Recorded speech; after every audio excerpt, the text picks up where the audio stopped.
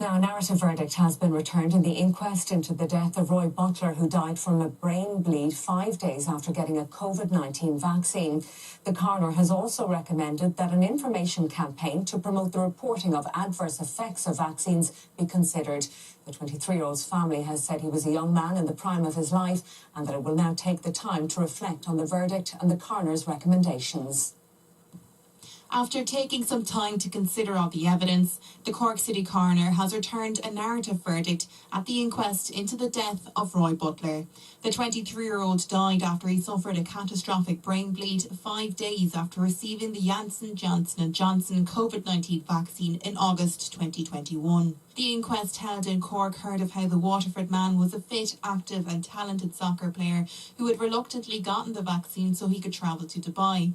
It heard how soon after receiving the jab he started feeling unwell and that by day 4 he suffered convulsions, became unresponsive and was rushed to hospital where he later died. The inquest heard evidence from 2 senior safety officers at Johnson & Johnson who said there was insufficient evidence to establish a causal link between a fatal brain bleed and their vaccine, and that the European Medicines Agency agreed with this conclusion.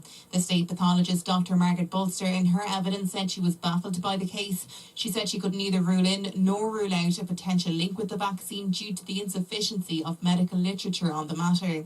In his comments today, Coroner Philip Cummins said that the evidence heard established that not all adverse reactions to vaccines are reported and that lack of hard data concerning such reactions affects the ability of medical professionals and regulatory authorities to carry out their duties. He recommended that the Department of Health and other appropriate bodies consider undertaking an information campaign on the need for the general public to report adverse reactions.